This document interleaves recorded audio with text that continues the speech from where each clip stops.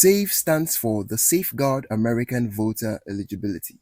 The Save America Act is a broader version of the original SAVE Act, adding additional election requirements beyond citizenship verification. The core idea is simple. If someone wants to register to vote in a federal election, they would need to provide documents proving they are a US citizen. In this video, we're going to answer three main questions. Why was the Save America Act created? What would it actually change? And why is it controversial? Supporters of the bill start with a simple argument.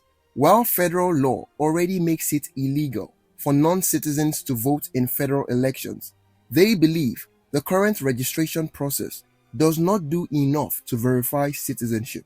When someone registers to vote, they usually sign a form stating that they are a US citizen under penalty of perjury. Supporters argue that this relies too much on a person's own declaration and that there should be an additional step requiring documents that prove citizenship. To be clear, non-citizens are already prohibited from voting in federal elections, and doing so is already a federal crime.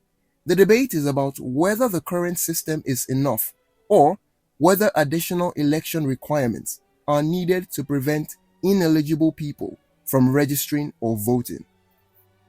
Today, Americans can usually register to vote online, by mail, or through places like the DMV.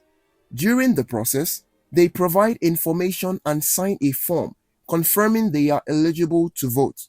The Save America Act would change several parts of the election process.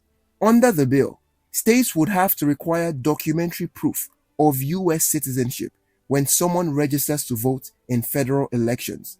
Examples of accepted documents would include a US passport or a certified birth certificate. A standard driver's license usually would not prove citizenship because it shows identity, not citizenship. However, some real IDs that specifically indicate US citizenship could qualify under the newer version of the bill.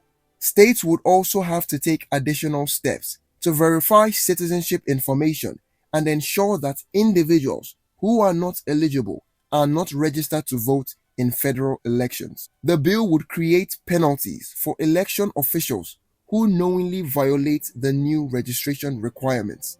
Unlike the original SAVE Act, the Save America Act also adds a federal photo ID requirement for voting in federal elections. Supporters argue that even if cases of non-citizen registration are rare, adding another verification step can help prevent potential violations and strengthen confidence in elections. Critics, however, raise two main concerns. First, they question the scale of the problem. Research suggests that cases of non-citizen voting and registration in federal elections are extremely rare. Critics argue that the changes created by the bill could affect millions of eligible voters, even though the issue it is trying to address appears to occur very infrequently. Second, they raise concerns about access. They argue that some eligible citizens may not have easy access to the documents required to prove citizenship, creating an additional barrier during registration. A passport is one example of an accepted document, but many Americans do not have one. A birth certificate is another option, but not everyone has immediate access to their records. So, where does the bill stand? The House passed the broader Save America Act on February 11, 2026 by a vote of 218 to 213. The bill then moved to the Senate, where efforts to advance it faced procedural obstacles, including questions over whether parts of it could move through the budget reconciliation process. On July 23, 2026, House Republicans attempted to attach the Save America Act to the annual National Defense Authorization Act in another effort to move the legislation forward, but its future in the Senate remains uncertain.